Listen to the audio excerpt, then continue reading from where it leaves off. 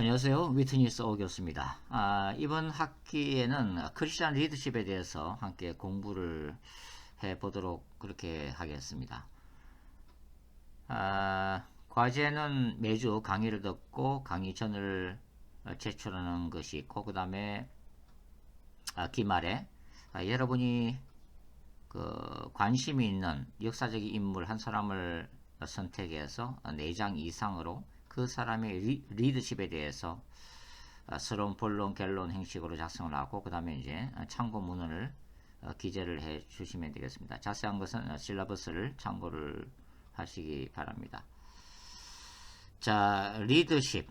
리더십이 얼마나 중요한가 하는 것은 역사가 증거를 하고 있죠. 한 사람의 리더십이 올바르게 세워질 때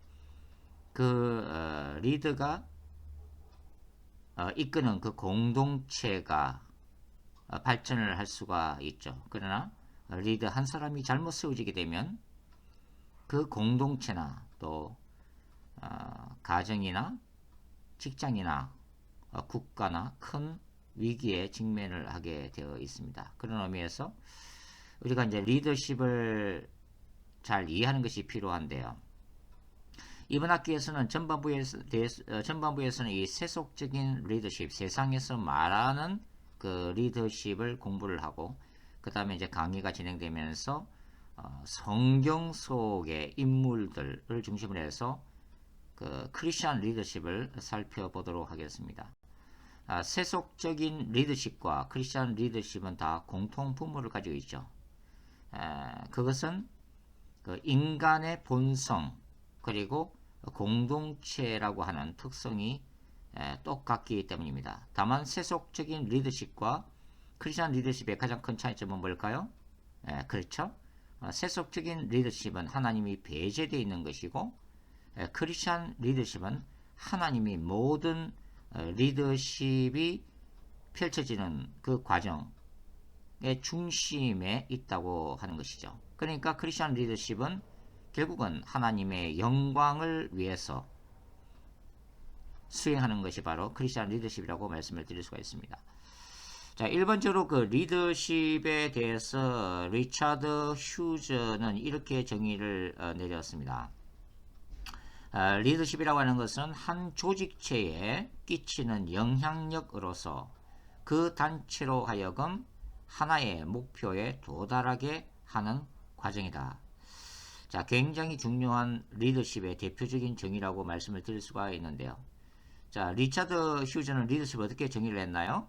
한 조직체, 공동체에 끼치는 무엇? 바로 영향력이라고 규정을 했습니다. 영향력이다. 영향력을 미치는 사람이 바로 리더라고 하는 거죠. 자, 그러니까 우리가 보통 리더십이라고 하면 한 조직의 그 탑 보스만을 우리가 생각하는 경향이 있지만, 사실 이 리더십의 정의에 입각해서 생각하면 리더십이라고 하는 것은 꼭 보스만을 얘기하는 것이 아니라 바로 그 구성원들, 종업원들, 우리 모두가 다 어떤 의미에서는 리더십이라고 볼 수가 있죠. 왜냐하면 그 리더십이라고 하는 것은 다른 사람에게 영향력을 미치는 사람을 의미를 하기 때문이죠. 그래서 영향력이다. 영향력으로 표현을 하고 있다는 것이 굉장히 중요한 거죠. 그러니까 우리가 주변 사람들에게 좋은 영향력을 미치고 있다면, 우리가 아빠든 엄마든 아니면은 회사원이든 비즈니스맨이든 또 사역자든 간에 우리가 주변 사람들에게 좋은 영향력을 미치고 있다면 우리는 좋은 리더십이라고 할 수 있는 거죠. 그러나 그 반대로 부정적인 영향력을 미치고 있다면 바로 우리는 나쁜, 좋지 않은 리더십이다라고 할 수가 있다고 하는 것입니다. 그 다음에 이제 리차드 휴즈가 얘기하고 있는 것은 그 리더십이라고 하는 것은 어떤 단체, 조직체, 공동체로 하여금 하나의 목표에 도달하게 한다는 것입니다. 그러니까 목표가 있다고 하는 거죠. 리더십은 뚜렷한 그 목표점을 타깃을 정해놓고 공동체를 그 길로 인도하는 사람이다라는 것을 알 수가 있고, 그 다음에 리차드 휴즈는 그 목표에 도달하게 하는 하나의 프로세싱 과정이라고 얘기를 하고 있습니다. 그러니까 리더십이라고 하는 것은 이미 고정되어 있는 그런 것이 아니라 점점 그 발전되고 변화되는 공동체와 어찌 보면 함께 도달해야 하는 하나의 과정 전체를 다 리더십의 영역 안에 넣고 있다는 것을 우리가 주목할 필요가 있습니다.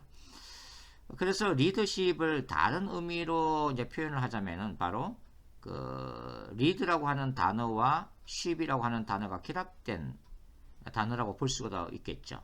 그렇게 보면은 리더십이라고 하는 것은 뭐 어떻게 규정할 수가 있나요?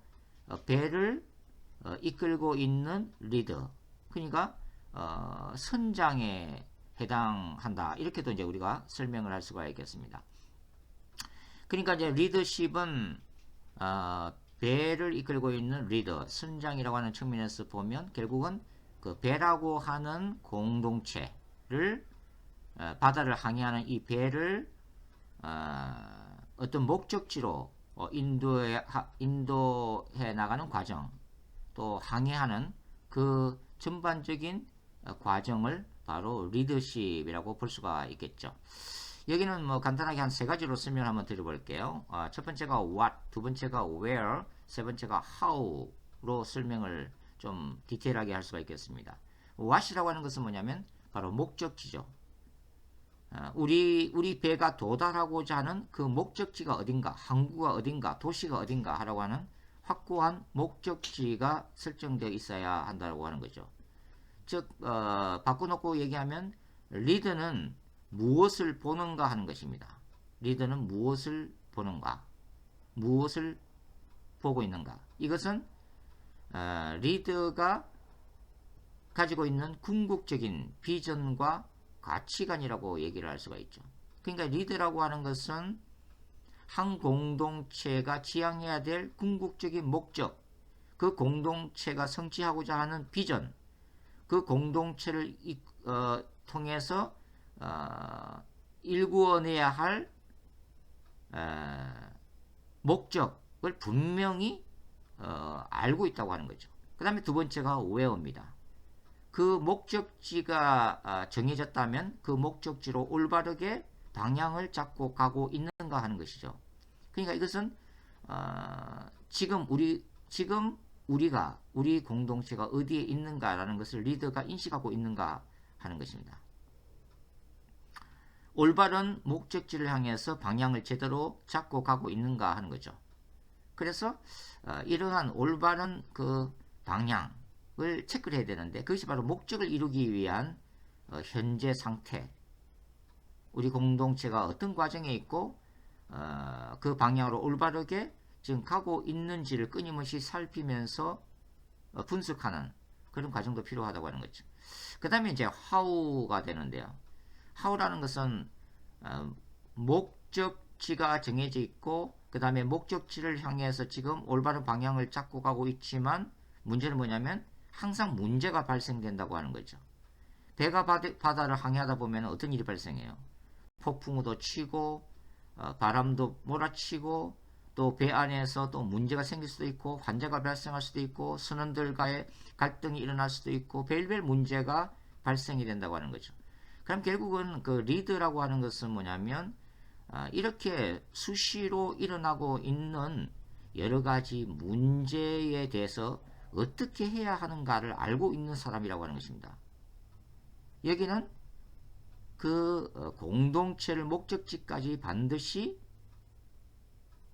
올바르게 인도해야 된다는, 끝까지 인도해야 된다는 책임의식도 있어야 되고 그 다음에 수시로 문제가 발생될 때에 그 문제를 해결할 수 있는 능력도 있어야 된다는 거죠. 이제 이런 것들을 위해서 리더는 끊임없이 자신을 채찍질하고 노력을 해야 한다고 하는 것입니다. 자, 하나의 공동체가 온전히 목표를 달성하기 위해서는 또 그 공동체가 또 행복해지기 위해서는 사실 탁월한 리더가 필요합니다. 그러나 동시에 그 리더만 탁월해서는 안 되는 것은 뭐냐면 그 그 공동체의 구성원들도 탁월해야 그 공동체 전체가 탁월한 공동체로 빛이 나게 된다고 하는 거죠. 우리는 대부분 그 리드에 의존하는 경향성이 있습니다. 뭐 회사 같으면은 뭐 최고 그 CEO, 또 그다음에 교회 같으면은 뭐 담임 목사님, 또 선교 단체 같으면 그 선교 단체의 리드에게만 의존하는 경향성이 있죠. 그 리드만 잘 되면은 공동체가 스스로 발전하게 된다고 믿기 때문인데요. 물론 그 한 사람의 리드가 굉장히 중요한 역할을 하긴 하지만 동시에 한 공동체가 건강하게 잘 성장하기 위해서는 탁월한 리드만 필요한 것이 아니라 뭐가 필요하다고요? 탁월한 팔로워즈가 필요하다는 것입니다.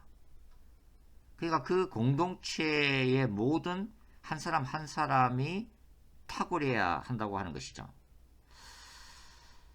자, 예수님이 베드로에게 이렇게 말씀하셨잖아요. 너는 나를 따르라. 그러면 내가 너로 하여금 뭐가 되게 하리라? 사람 낚는 어부가 되게 하리라고 말씀하셨죠. 자, 사람을 낚는 어부가 되게 하시는 이는 예수님이십니다. 그러나 베드로가 그 전에 뭐가 필요해요? 순종이 필요한 거죠. 좋은 리더 대신 예수님을 좋은 팔로워로서 그 말씀에 잘 순종하고 또 말씀하시는 대로 수행해 나가는 바로 그것이 필요하죠. 바로 이 공동체의 구성원들도 마찬가지라고 하는 것입니다. 성경에 또 이런 말도 있죠. 만약 하나님의 나라에서 어뜸이 되고자 한다면 먼저 뭐가 되라? 섬기는 자가 되라. 이걸 servant leadership이라고 그러죠. 종의 리더십이라고 부르는데요. 자, 어뜸이 되고자 하는 자는 섬기는 자가 되어야 된다. 한 단체의 리더가 되고자 하는 자는 먼저 섬기는 자가 되어야 된다. 열심히 섬기는 자 중에 열심히 땀 흘리고 노력하는 자 중에서 바로 리더가 탄생된다고 하는 것입니다. 그래서 리더가 탁월해야 할 뿐만 아니라 또 좋은 팔로워가 되는 것도 필요하죠. 그럴 때에 공동체 전체가 잘 건강하게 행복하게 성장이 되어질 수가 있는데요. 여기는 한 세 가지의 요소가 필요하다고 볼 수가 있습니다. 첫 번째가 헌신, 두 번째가 전문성, 세 번째가 도우미 역할입니다.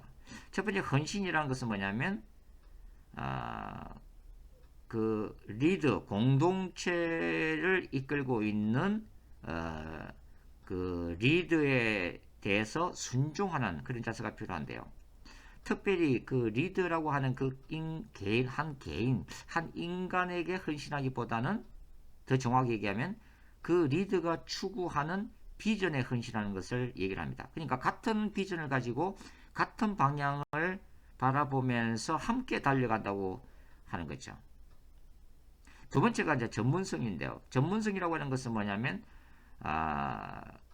리더가 방향을 제시하고 공동체를 이끌고 그 공동체의 목표를 달성하기 위해서는 리더의 자질과 리더의 노력도 필요하지만 바로 공동체 모든 구성원들도 동일한 노력이 필요하다고 하는 거죠. 특별히 요즘에는 그 전문성이 필요하다고 하십니다. 각자의 구성원이 각자가 맡은 자리에서 전문적인 지식과 능력을 발휘할 때 그 조직이나 공동체, 국가가 발전할 수가 있다고 하는 거죠. 그 다음에 이 팔로워들은 또한 리더에 대해서 도우미 역할인데 이 도움이라고 하는 것은 단순히 어떤 명령을 받아서 그냥 순종하는 수행하는 그런 자라기보다는 뭡니까?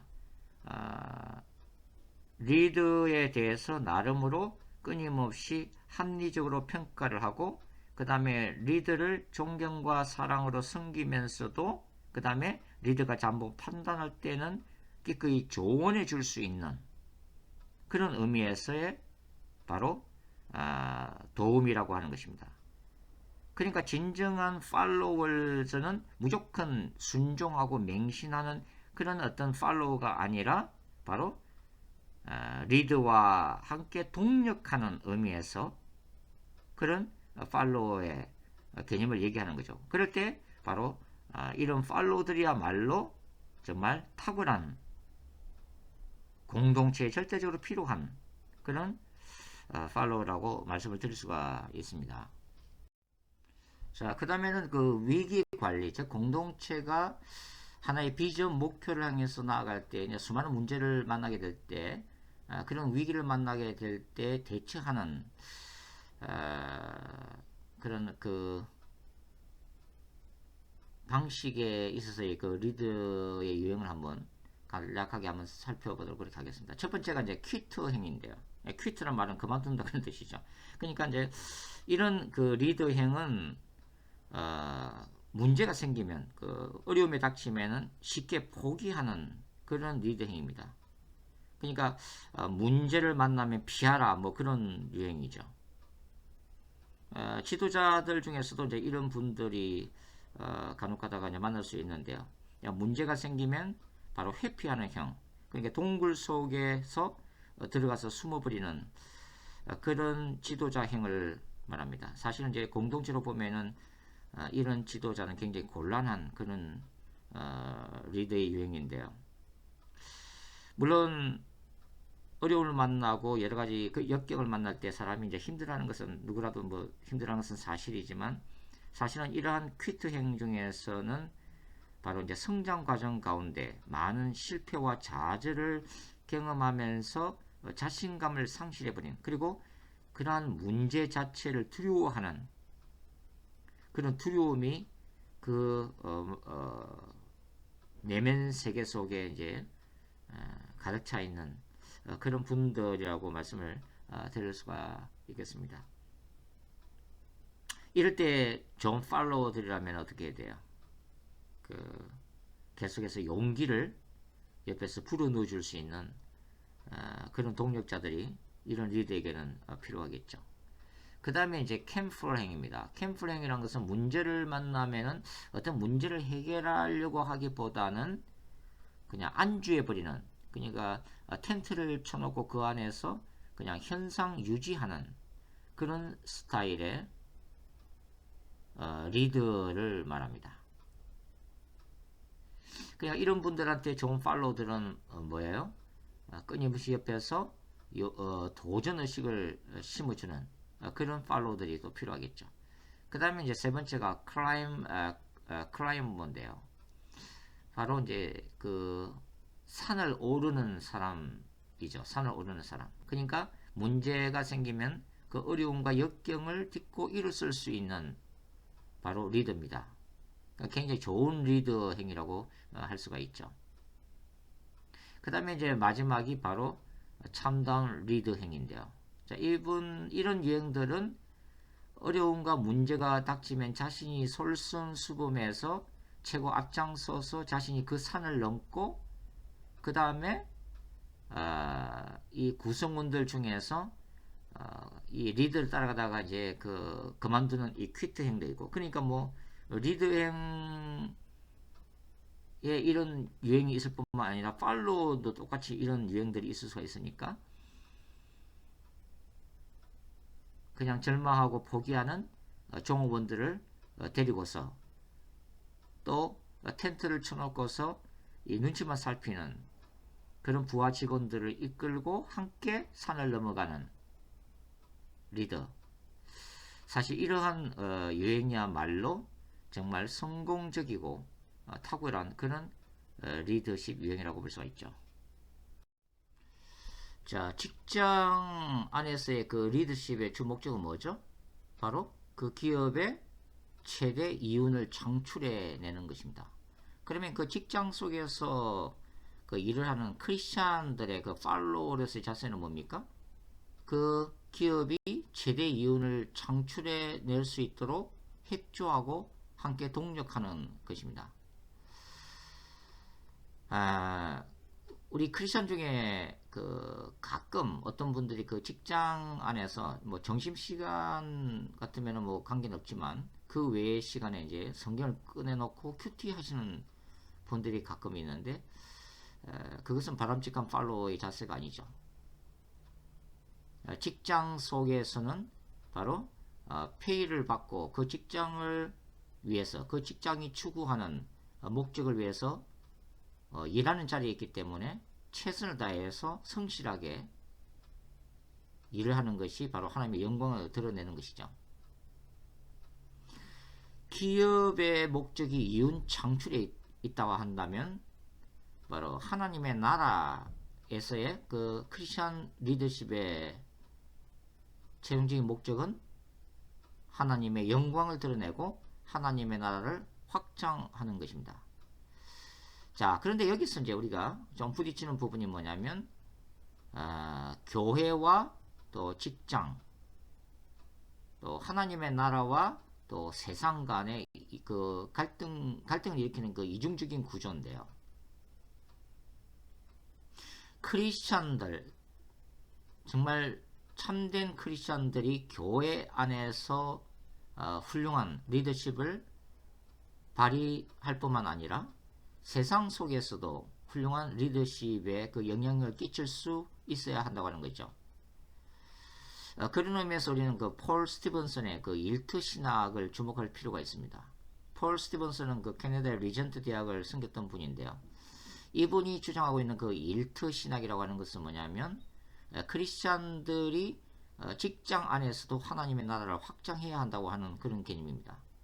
그러니까 단순히 직장 안에서 열심히 예수님을 전도하고 전가하는 복음, 직접적인 복음 전도 방식뿐만 아니라 그 직장 안에서 성실한 직장인으로서 자신에게 맡겨진 임무를 탁월하게 수행함으로 인해서 하나님의 영광을 드러낼 때에 바로 그 직장 안에서 하나님의 나라를 확장할 수 있다고 하는 개념이죠.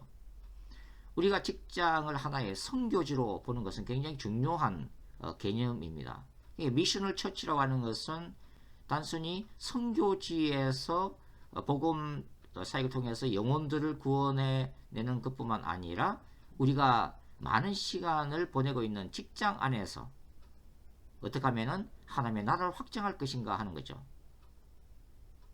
그것은 직장 안에서 모범적인 직장인으로서 인정받을 때 바로 거기에 하나님의 영광이 드러내고 또 그것을 바라보는 주변 사람들에게 알게 모르게 바로 그 예수님을 믿게끔 하는 그런 선한 영향력을 행사할 수 있다고 하는 것입니다. 그러나 그럼에도 불구하고 기본적으로 그 직장이라고 하는 것은 기업이라는 것은 이윤을 창출하는 것이 목적이고 또 교회라고 하는 것은 바로 하나님의 나라를 확장하는 것이 주 목적이기 때문에 이런 세상 안에서의 리더십과 직장 안에서의 리더십은 조금 또 차별이 있을 수밖에 없는 것이죠. 사실 기본적으로 교회 공동체는 세상 직장과 다른 곳입니다. 갈라디아서 3장 28절 한번 찾아서 한번 읽어볼 텐데요. 갈라디아서 3장 28절 찾아서 한번 읽어보겠습니다. 너희는 유대인이나 헬라인이나 종이나 자유인이나 남자나 여자나 다 그리스도 예수 안에서 하나이니라.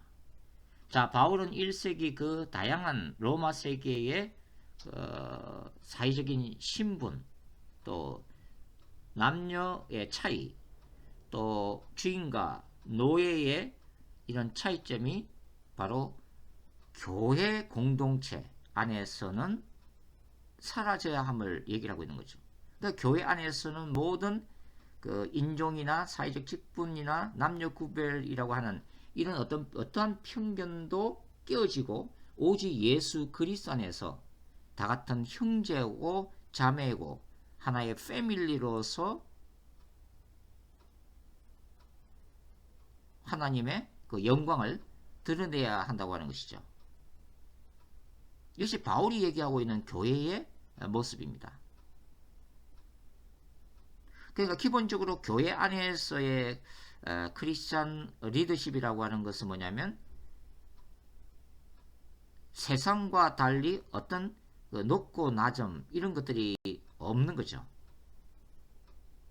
그리스도의 사랑으로 서로를 섬기는 리더십. 어찌 보면 이것을 공동체적 리더십이라고 부를 수도 있겠습니다. 자, 이것이 이제 고린도 전서 12장부터 14장에 가면은 바로 소위 은사장이라고 부르는 우리가 장들을 우리가 읽어보면 바울이 교회 안에서의 그 은사들에 대해서 구체적으로 얘기하고 있는 부분인데요. 그때 바울은 뭐라고 얘기하고 있냐면 고린도서 12장 12절과 13절을 찾아서 한번 읽어볼게요. 몸은 하나인데 많은 지체가 있고 몸의 지체가 많으나 한 몸인과 같이 그리스도도 그러하니라. 우리가 유대인이나 헬라인이나 종이나 자유인이나 다 한 성령으로 세례를 받아 한 몸이 되었고 또 한 성령을 마시게 하였느니라. 자, 바울은 교회를 뭐로 보고 있어요? 그리스도의 몸으로 보고 있죠. 그리고 모든 크리스찬들은 하나님께로부터 받은 은사들이 있다고 하는 것입니다. 성령의 은사들이죠. 초자연적인 그런 은사들인데요. 이런 은사들은 그리스도의 몸을 올바르게 세우기 위한 하나의 목적만을 가지고 있다고 하는 것입니다.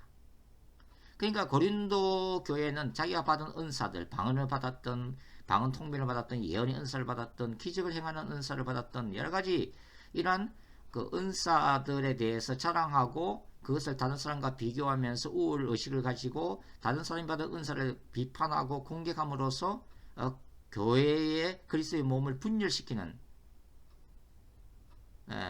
그런 행태를 보였지만 바울은 얘기하는 것은 뭐냐면 그리스도 안에서 모든 은사들 간에 비교 우위가 없다고 하는 것입니다. 모든 은사들이 인간이 보기에는 굉장히 위대한 은사처럼 보이고 하는 그런 차이점은 있지만 그 모든 은사들이 누구로부터 나왔어요? 성령, 한 분 성령께서 주신 은사이기 때문에 모든 은사들이 다 귀한 것이고 그래서 각자의 은사들을 서로 존중하면서 교회 공동체를 올바르게 세우는 데에 바르게 써야 한다고 하는 것이죠. 바울도 이 고린도서 12장에서 교회를 섬기는 직임에서 교회 안에서도 위계 질서가 있다는 것을 얘기를 합니다. 바로 교회에서는 사도와 선지자를 중심으로 하나의 공동체 안에서의 영적 질서가 있다고 하는 것이죠. 그러니까 은사 간에 어떤 차별성이 있는 것도 아니고 일반 기업이나 일반 사회에서처럼 어떤 절대적인 그 상하 간에 어떤 그런 것이 있는 것은 아니지만 교회도 인간으로 이루어진 하나의 유기체적 조직체이기 때문에 영적 질서가 필요하다는 거죠. 영적 질서. 그런 의미에서 바로 사도와 선지자, 지금으로 치면은 뭐 이제 목사님들이나 장로님들을 중심으로 해서 교회가 움직여 나가야 한다고 하는 거죠. 그러나 본질에 있어서는 각자의 은사들이 서로 존중을 받으면서 하나의 공동체적 리더십을 발휘해야 한다고 하는 것입니다. 바로 그것이 이제 또 세상과 구별되는 교회 안에서의 리더십이라고 말씀을 드릴 수가 있겠습니다. 자, 오늘 첫 시간은 여기까지 말씀을 드리고요. 그 다음에 다음 시간에 계속해서 우리가 크리스천 리더십을 계속해서 한번 공부를 해보도록 하겠습니다. 감사합니다. 다음 시간에 뵙겠습니다.